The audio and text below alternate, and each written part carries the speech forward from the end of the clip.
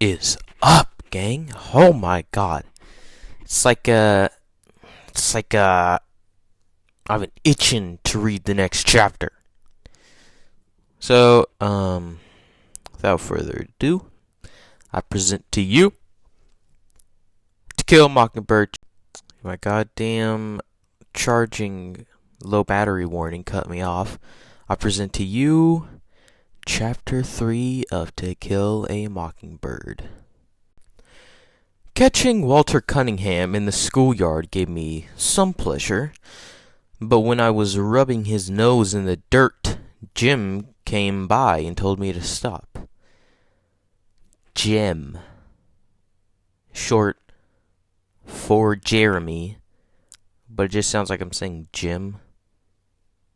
It's whatever, I guess. "You're bigger than he is," he said. "He's as old as you, nearly," I said. "He made me start off on the wrong foot. Let him go, Scout." Why are we... Who is talking here? Is Jim asking why to his own line? So he says, "Let him go, Scout." Either he's referring to himself as Scout, or he has gone schizophrenic. Why? Is he asking why to himself or to Scout?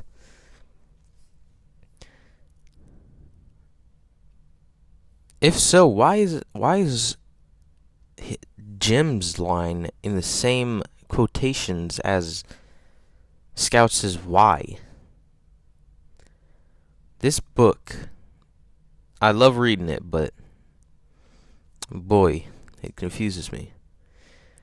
"He didn't have any lunch," I said, and explained my involvement in Walter's dietary affairs. His diet, which consists of nothing. He doesn't eat. Walter had picked himself up and was standing quietly listening to Jim and me. His fists were half cocked, as if expecting an onslaught from both of us. I stomped at him to chase him away, but Jim put his hand out and stopped me. He examined Walter with an air of speculation. "Your daddy, Mr. Walter Cunningham, from old Sarum?" he asked, and Walter nodded. Oh, I was right. His dad and himself have the same first name?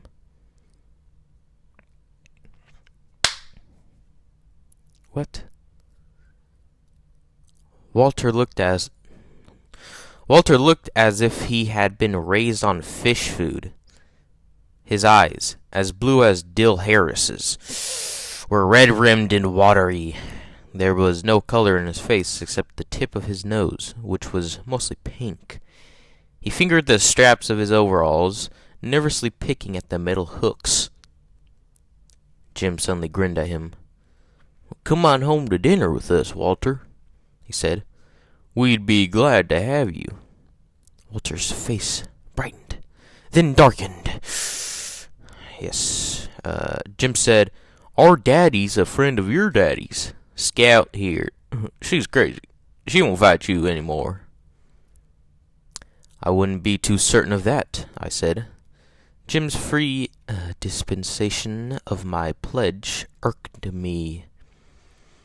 But precious noontime minutes were ticking away. "Yeah, Walter, I won't jump on you again. Don't you like butter beans? Our Cal's a real good cook."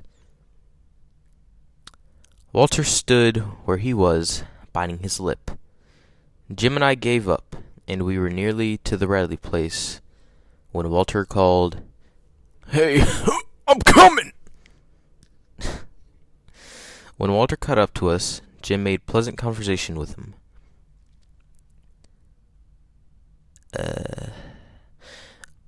Hank lives there, he said cordially, pointing to the Radley house. Ever hear about him, Walter? Oh, I got it in the chapter here. Reckon I have, said Walter. Almost died first year I come to school, and them pecans. Folks say he pissing them up and put them over the school side of the fence. Jim seemed to have little fear of Boo Radley now that Walter and I walked beside him. Indeed, Jim grew boastful. I went all the way up to the house once, he said to Walter. Anybody who went up to the what the fuck? Anybody who went up to the house once oughta not to still run every time he passes it. I said to the clouds above. Said to God. Okay, I don't know who the hell is talking here.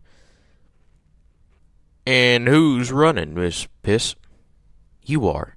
When ain't anybody with you. What is Miss Priss? By the time we reached our front steps, Walter had forgotten he was a Cunningham. Jim ran to the kitchen and asked Calpurnia to set an extra plate. We had company. Gestures behind my back. Atticus greeted Walter and began a discussion about crops. Neither Jim nor I could follow. Reason I can't pass the first grade, Mr. Finch, is I've had to stay out every spring and help Papa with the chopping. But there's another reason. But there's another at the house now that's field-sized. Did you pay a bushel of potatoes for him? I asked, but Atticus shook his head at me. While Walter piled food on his plate, he and Atticus talked together like two men, to the wonderment of Jim and me. Atticus was expounding upon farm problems when Walter interrupted to ask if there was any molasses in the house. Molasses? I think that's just gravy. Gravy? Syrup? I don't know, it's some crappy thing. Atticus summoned Calpurnia, who returned bearing the syrup pitcher. She stood waiting for Walter to help himself. Walter poured syrup on his vegetables and meat with a generous hand. He would probably have poured it into his milk glass had I not asked what the Sam Hill he was doing. The silver saucer clattered when he replaced the pitcher, and he quickly put his hands in his lap, then ducked his head. Atticus shook his head at me again. But he's gone and drowned his dinner in syrup, I protested. He's poured it all over, cut off. It was then that Calpurnia requested my presence in the kitchen. She was furious, and when she was furious, Calpurnia's grammar became erratic. When in tranquility, her grammar was as good as anybody's in Maycomb. Atticus said Calpurnia had more education than most colored folks. When she squinted down at me, the tiny lines around her eyes deepened. There's some folks who don't eat like us, she whispered fiercely. But you ain't called on no contrict 'em at the table when they don't. That boy's your company, and if he wants to eat up the tablecloth, you let him, you hear. He ain't company, Cal. He's just a Cunningham. Cut off. Hush your mouth. Don't matter who they are. Anybody says foot in this house, your company, and you don't let me get you remarking on their ways like you was so high and mighty. Your folks might be better than the Cunninghams, but if you don't count for nothing the way you're disgracing them, you can't act at the table, you can't say it in the kitchen. Real grammar is merely a false illusion. Calpurnia sent me through the swinging door to the dining room with a stinging smack. I retrieve my plate and finish dinner in the kitchen. Thankful, though, that I was spared the humiliation of facing them again. Is the Cunninghams a representation of racism? Like, again, man. Racism. I told Calpurnia to just wait. I'd fix her. One of these days, when she wasn't looking, I'd go off and drown myself in Barker's Eddy. And then she'd be sorry. What the hell is Barker's Eddy? Like, what is that? Besides, I added, she'd already got me in trouble once today. She had taught me to write, and it was all her fault. Hush your fussin', she said. Jim and Walter returned to school ahead of me, staying behind to advise Atticus of Calpurnia's iniquities was worth a solitary sprint past the Radleys' place. She likes Jim better than she likes me anyway, I concluded, and suggested that Atticus lose no time in packing her off. I don't know what the hell this little time skip is. Jim and Walter returned to school ahead of me, and then I guess Atticus is like seeing them off. Yeah, okay. But what the hell is wrong with Jim, bro? Like, it does not seem like he wants to spend any time with Scout, like, at all. Like, you're hanging out with Walter now? And in not part two, in, like, the double-digit chapters, like 11, that man goes insane. It's weird. This guy is 10. I mean, hey, some people kill at like 5.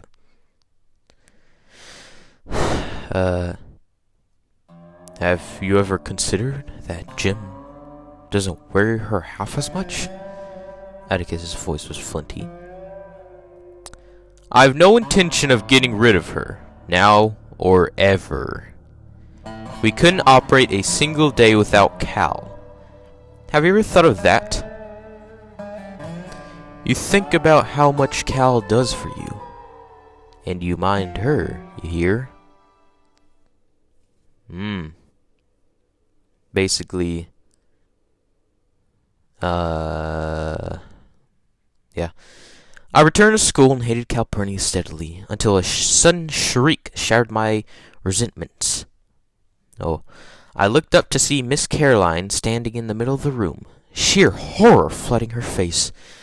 Apparently, she had revived enough to persevere in her profession. It's alive! She screamed. The male population of the class rushed as one to her assistance. Lord, I thought she's scared of a mouse? Little Chuck Little, whose patience with all living things was phenomenal, said, Which way did he go, Miss Caroline? Oh, tell us where he went. Quick, DC! He turned to a boy behind him. DC, shut the door and we'll catch him. Quick, ma'am, where'd he go? Miss Caroline pointed a shaking finger not at the floor nor at a desk, but to a hulking individual unknown to me. Little Chuck's face contracted as he said, Really sucks. I gotta cut off my talking whenever I have to do a page break, switch page, because it messes up the sentences that run on. Gently. You mean him, ma'am? Yes, he's alive. Did he scare you some way? To the mouse. Miss Caroline said desperately, I was just walking by when it crawled out of his hair. Just crawled out of his hair. Little Chuck grinned broadly. There ain't no need to fear a cootie, ma'am. Ain't you ever seen one? Now don't you be afraid. You just go back to your desk and teach us some more.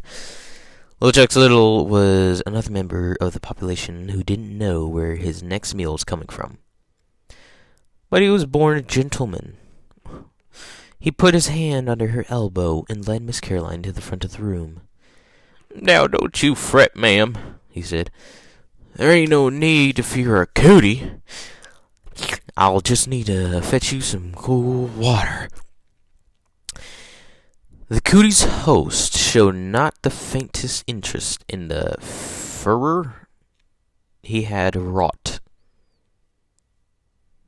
Just say brought. He searched the scalp above his forehead, located his guest, and pinched it between his thumb and forefinger. Miss Caroline watched the process in horrid fascination. Little Chuck brought water in a paper cup, and she drank it gratefully.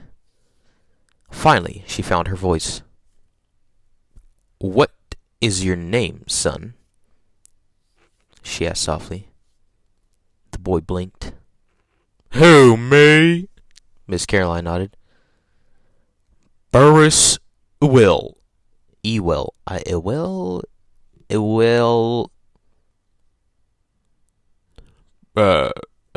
Burris Thomas Downs.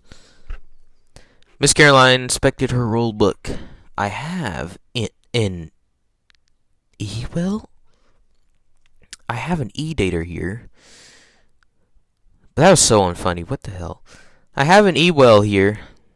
A well? Well.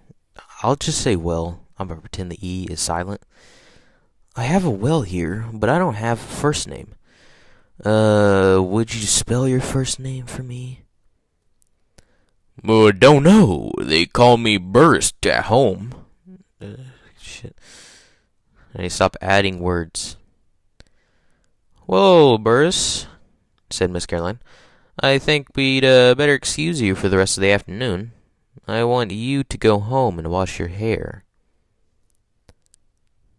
From her desk, she produced a thick volume, leafed through its pages, and read for a moment.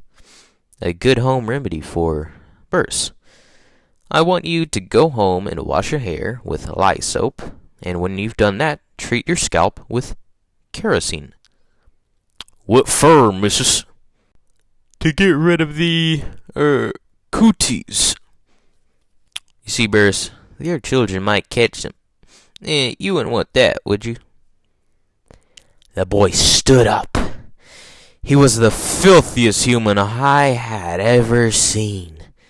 His neck was dark gray. The backs of his hands were rusty, and his fingernails were black deep into the quick. Ew! He peered at Miss Caroline from a fist-sized clean space on his face. No one had noticed him. Probably because Miss Caroline and I had cut off. Entertained the class most of the morning. I just looked it up. Little Chuck Little and Burris Well are two different people. What the hell is this formatting in the book? My phone is about to die, and it keeps cutting off my dialogue whenever my commentary, whenever it shows the low power thing. I'm just like a crack addict. I just want to read this so bad. Let's get back to reading. And Burris, said Miss Caroline, please bathe yourself before you come back tomorrow. I have a question. Why are you instantly moving away from Little Chuck Little and his quote-unquote cooties?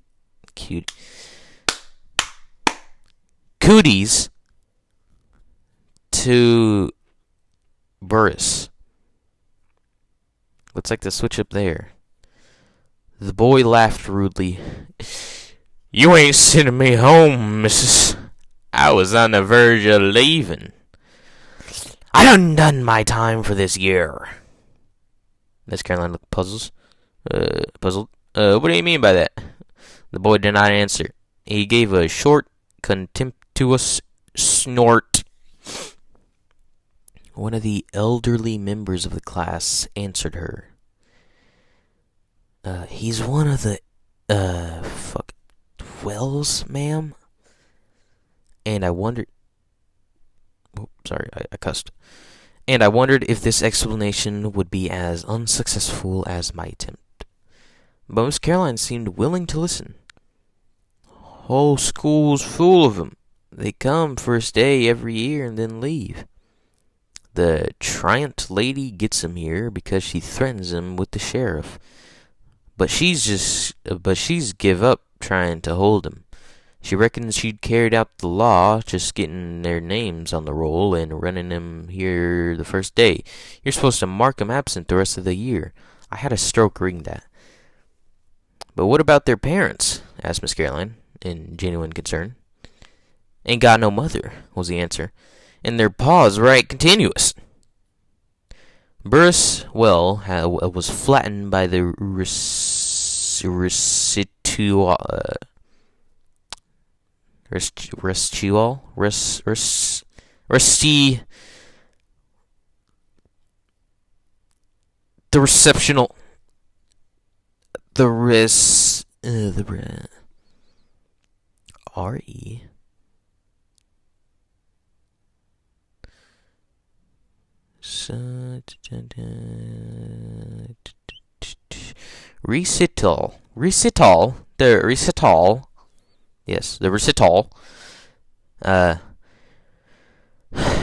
Been coming to the first day of the grade for 3 years now, he said expansively. Reckon if I'm smart this year, they'll promote me to the second. Is this the sped class? What the hell is this? I'm sorry if that joke was distasteful to some of my viewers. As you can see, I cannot read as myself. So, I don't know where I'm going with the sentence. Miss Caroline said, "Sit back down, please, Burris." And the moment she said it, I knew she had made a serious mistake. Oh no. The boy's condescension flashed to anger. You try and make me, missus. Little Chuck Little got to his feet. Let him go, ma'am, he said. He's a mean one. A hard-down mean one. He's liable to start something. And there's some little folks here. He was among the most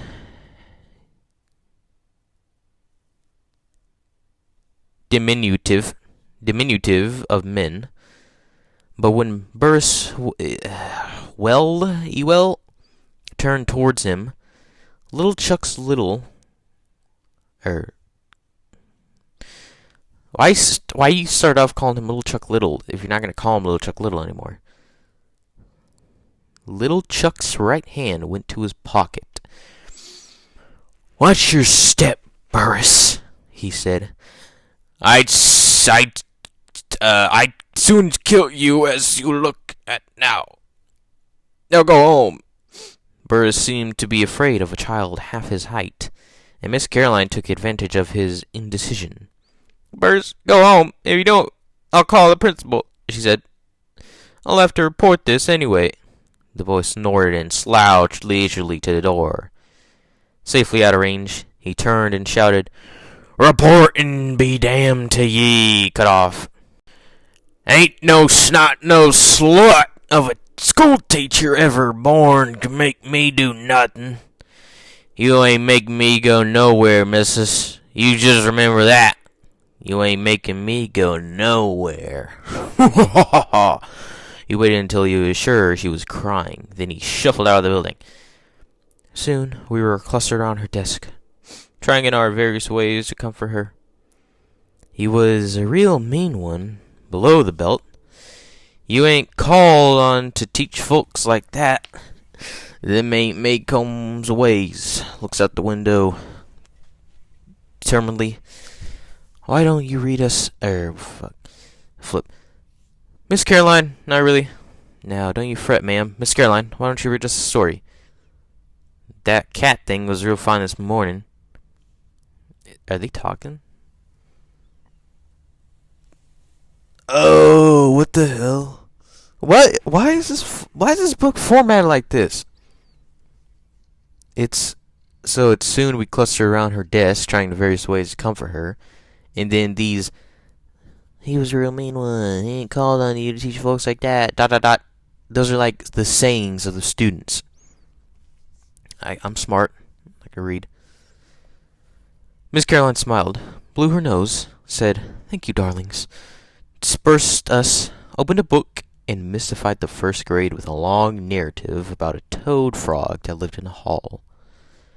When I passed the Bradley place for the 4th time that day, twice at a full gallop, my gloom had deepened to match the house. If the remainder of the school year were as fraught with drama as the first day, I thought yesterday was the first day, perhaps it would be mildly entertaining. I say yesterday, as in chapter 2, but the prospect of spending 9 months refraining from reading and writing made me think of running away. By late afternoon, most of my traveling plans were complete. When Jam and I raced each other up the sidewalk to meet Atticus coming home from work, I didn't give him much of a race. It was our habit to meet Atticus the moment we saw him around the post office corner in the distance. Atticus seemed to have forgotten my noontime fall from grace.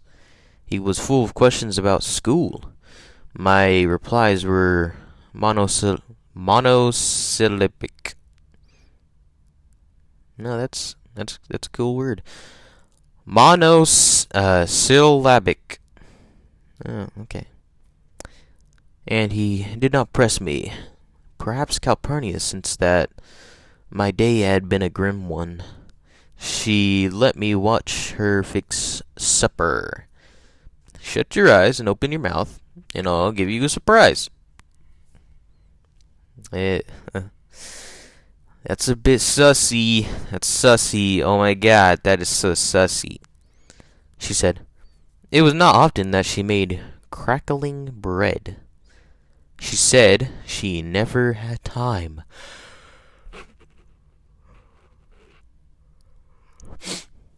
But with both of us at school today, it had been an easy one for her. She knew I loved crackling bread. "I miss you today," she said. "The house got so lonesome long about 2 o'clock, I had to turn the radio. I had to turn on the radio." "Why? Jim and me ain't ever in the house unless it's raining." "I know," she said, "but one of you's always calling in distance. I wonder how much of the day I spend just calling after you." "Well," she said, getting up from the kitchen chair, "it's enough time to make a pan of crackling bread, I reckon. You run along now, and I'll get supper on the table." Calpurnia bent down and kissed me. I ran along, wondering what had come over her. She had wanted to make up with me. That was it. She had always been too hard on me. She had at last seen the error of her fractious ways. She was sorry and too stubborn to say so. I was weary from the day's crimes. After supper, Atticus sat down with the paper and called, "Scout, ready to read?" The Lord sent me more than I could bear, and I went to the front porch. Atticus followed me. "Something wrong, Scout?" I told Atticus I didn't feel very well and didn't think I'd go to school anymore. if it was all right with him. Atticus sat down in a swing and crossed his legs. His fingers wandered to his watch pocket. He said that the only way he could think, that it was the only way that he waited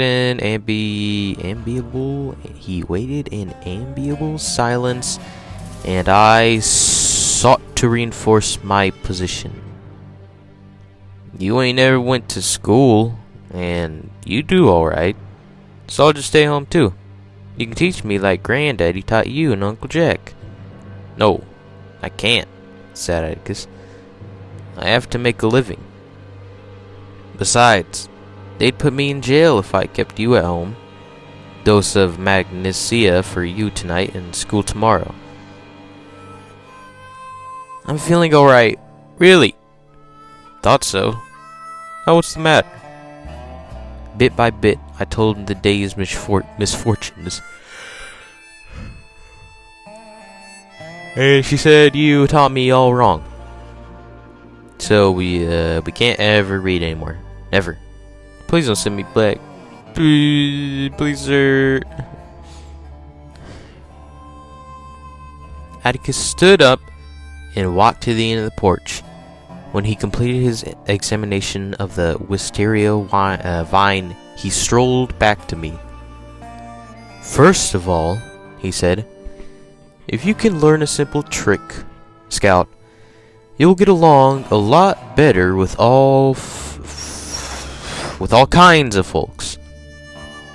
You never really understand a person until you consider things from his point of view.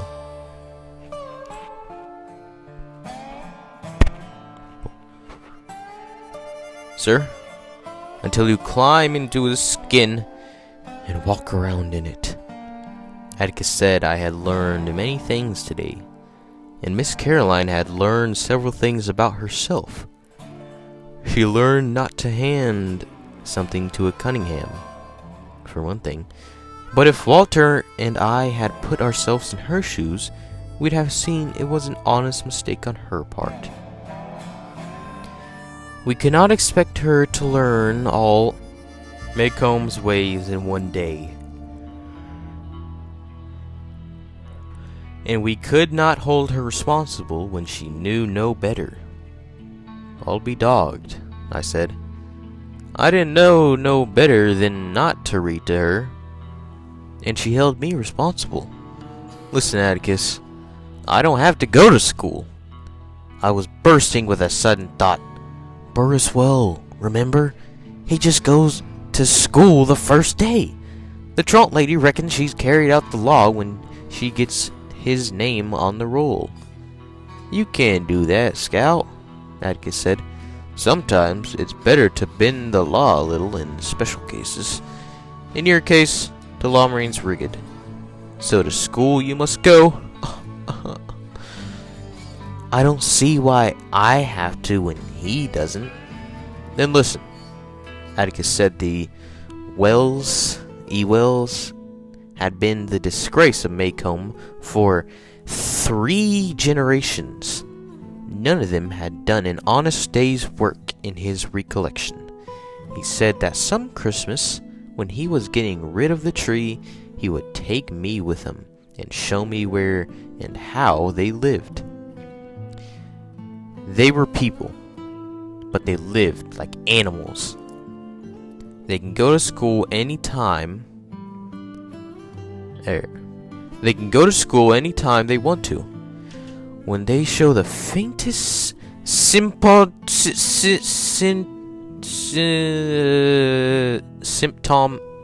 of wanting an education, said Atticus. There are ways of keeping them in school by force, but it's silly to force people like the Wells into a new environment. If I didn't go to school tomorrow, you'd force me to. Let us leave it at this, said Atticus dryly. You, Miss Scout Finch, are of the common folk. You must obey the law. He said that the Wells were members of an exclusive society made up of, Wells. I mean, no crap. No crap. Huh, no crap. The family is made up of the family members. In certain circumstances, the common folk judiciously allowed them certain privileges by the simple method of becoming blind to some of the Wells' activities. They didn't have to go to school, for one thing. Another thing, Mr. Bob Well, Burr's father, was permitted to hunt and trap out of season. Atticus, that's bad, I said. In Macomb County, hunting out of season was a misdemeanor at law, a capital felony in the eyes of the populace. It's against the law, all right, said my father, and it's certainly bad. But when a man spends his relief checks on green whiskey, his children's have a way of crying from hunger pains. I don't know of any landowner around here who begrudges those children's any game their father can hit. Man, I just feel like I feel like I have a stroke every time I read a quote. Dialogue. Mr. Wells shouldn't do that, cut off. Of course he shouldn't, but he'll never change his ways. Are you going to, cut off, take out your disapproval of his children? No, sir, I murmured, and made a final stand. But if I keep going to school, we can't ever read anymore. That's really bothering you, isn't it? Yes, sir. When Atticus looked down at me, I saw the expression on his face that always made me expect something. Do you know what a compromise is? He asked. Bending the law? No. An agreement reached by mutual concessions. It works this way, he said. If you'll concede the necessity of going to school, we'll go on reading every night just as we always have. Is it a bargain? Yes, sir. We'll consider it sealed without the usual formality, Atticus said, when he saw me preparing to spit. Oh, yes, because you spit on their palm, or whatever. As I opened the front screen door, Atticus said, By the way, Scout, you'd better not say anything at school about our agreement. Why not? I'm afraid our activities would be received with considerable disapprobation by the more learned authorities. Jim and I were accustomed to our father's last will and testament dictation, and we were at all times free to interrupt Atticus for a translation when it was beyond our understanding. Huh, sir? I never went to school, he said, but I have a feeling that if you tell Miss Caroline we read every night, she'll get after me, and I wouldn't want her after me. Yep. Atticus kept us in fits that evening, gravely reading columns of print about a man who sat on a flagpole for no discernible reason, which was reason enough for Jim to spend the following Saturday aloft in the tree house. Jim sat from after breakfast until sunset, and would have remained overnight, had not Atticus severed his supply lines. I had spent most of the day climbing up and down, and was carrying him in blankets for the night when Atticus said if I paid no attention to him, Jim would come down. Atticus was right. Cut off sentence and cut off from chapter 3. This is chapter 3. Oh my god! So many questions about this book. I feel like I have a stroke every single time I read dialogue. But this book is picking up, I guess. And I really just don't want to edit all that music. Like, oh my god. Whatever. Chapter 4 tomorrow, and hell, I think I can do 2 chapters a day.